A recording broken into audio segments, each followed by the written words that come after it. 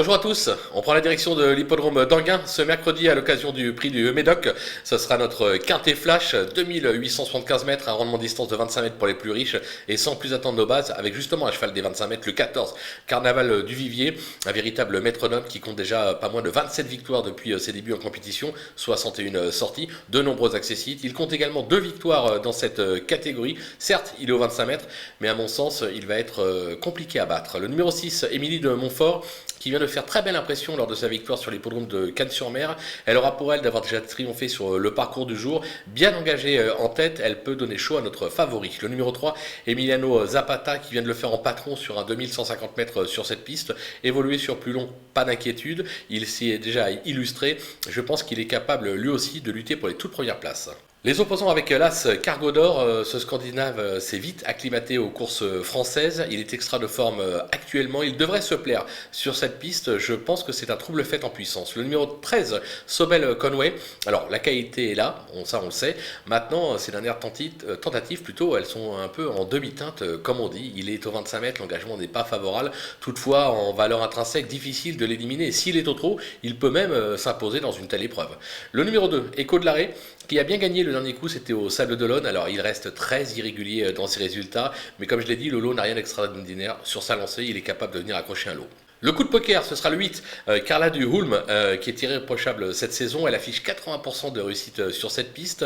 Alors, elle est ferrée, donc je pense que ça va être compliqué pour la victoire. Maintenant, pour une place, il ne faudra pas l'oublier au moment des choix. Les outsiders avec le numéro 9, Bikuldeb, qui alterne le bon et le moins bon cette année. Alors il a pour lui d'avoir triomphé lors de l'étape du GNT, c'était sur l'hippodrome de Reims. Depuis, c'est un peu mi-figue, mi-raisin. On ne peut pas l'interdire, on ne peut pas dire non plus qu'il va s'imposer. Maintenant, 4-5e, pourquoi pas si vous avez la place. Le numéro 12, Conchitana Genilou, qui est très très décevante ces dernières semaines. Alors certes, évoluer sur la piste d'Anguin sera pour elle un atout, puisqu'elle adore les pistes plates. Moi je pense qu'elle vise surtout les engagements bientôt sur l'hippodrome de Cannes-sur-Mer, mais en attendant, et là encore vu la faiblesse du lot, on ne peut pas l'interdire pour une 4-5e place. Le numéro 4, Vagabond qui a montré des moyens en Scandinavie, alors toute distance confondue, de 2150 mètres à 3200 mètres.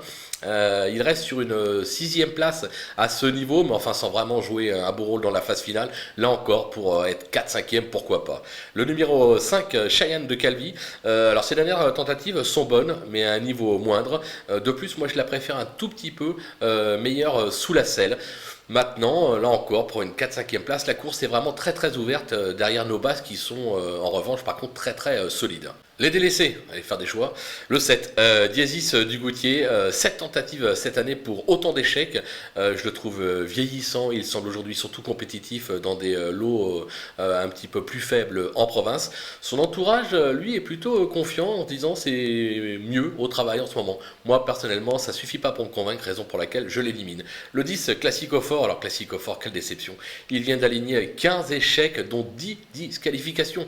De plus, il effectue une petite rentrée, pas couru depuis avril, il est au 25 mètres, son mentor dit qu'il va encore manquer, on attend. Et enfin le numéro 11, Dacha, que j'avais retenu beaucoup plus haut au départ. Maintenant son entraîneur nous a expliqué, attention, un petit pépin de santé est survenu ces dernières semaines, elle a toussé, donc j'ai pas pu la travailler comme il voulait, raison pour laquelle elle sera pas prête. Elle aura un superbe engagement le 4 août prochain sur la piste d'Anguin, on va attendre le 4 août et pour l'instant on va tenter l'impasse sur ses chances. Voilà, on a fait le tour de cet événement, on va se quitter avec ma sélection et surtout mes conseils de jeu. À vous de jouer.